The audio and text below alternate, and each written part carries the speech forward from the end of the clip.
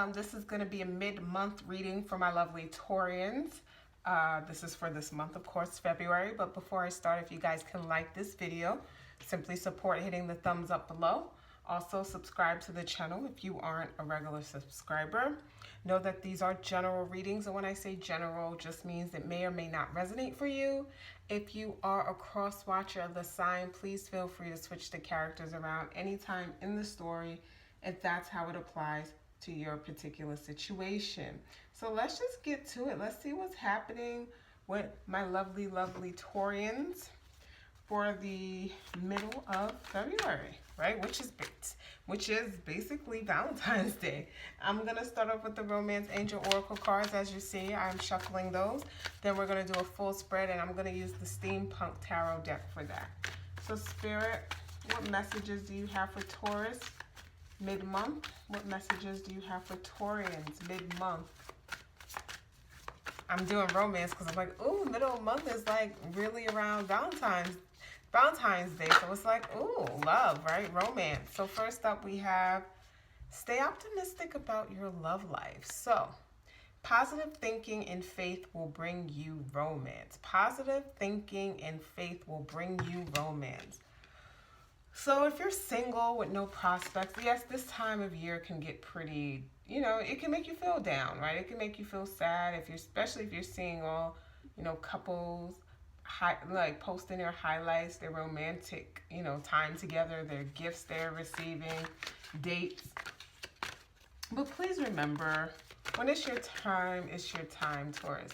Now, I know all of you aren't single. Some of you guys are in a relationship and you've been questioning if this is right for you.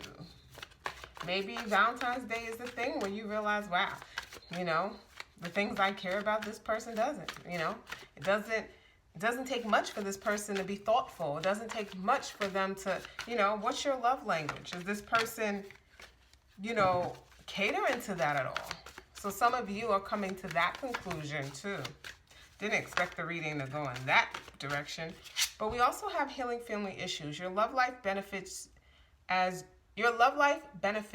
you forgive your parents, okay?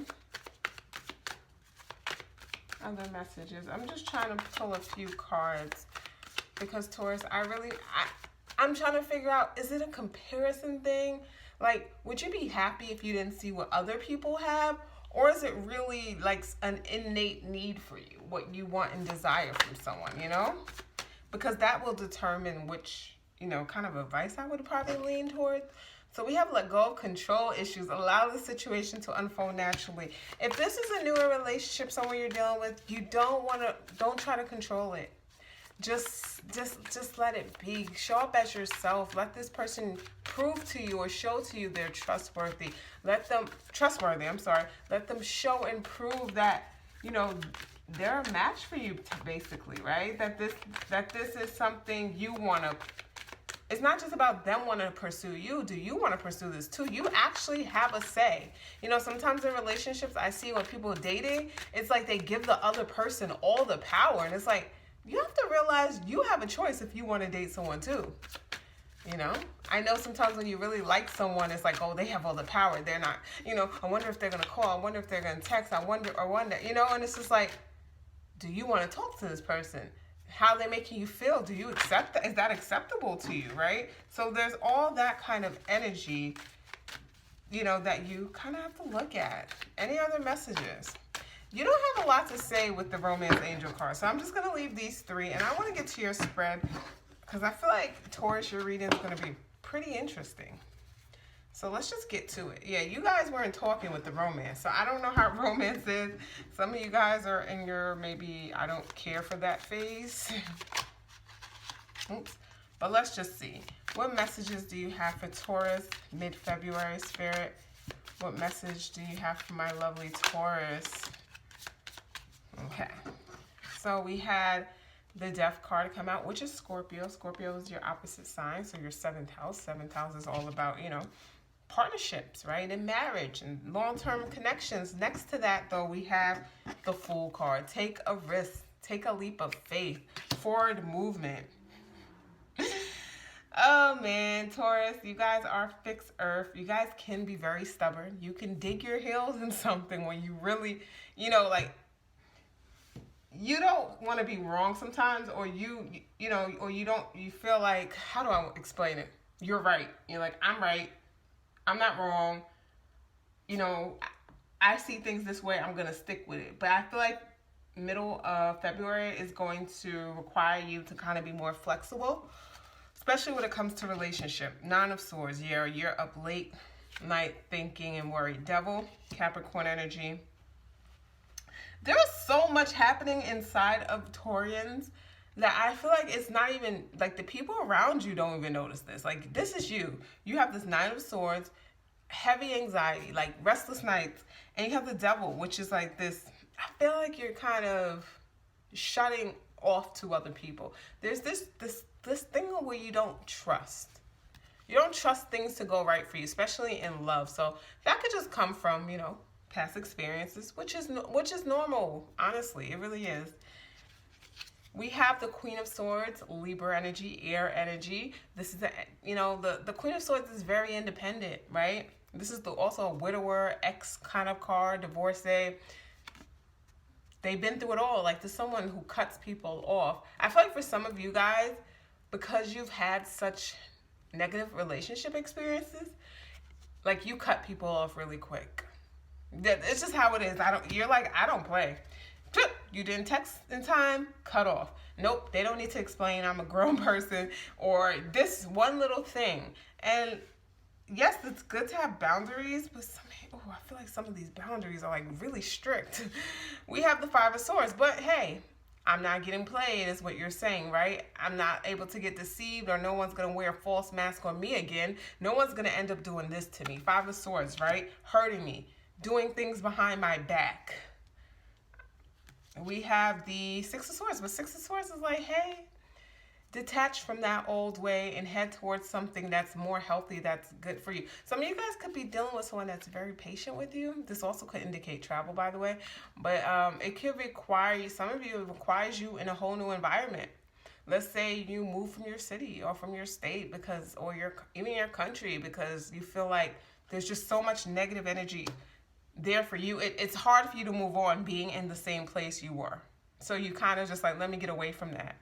So that could be, something. But remember, moving doesn't always change things. You also have to do the work, the internal work.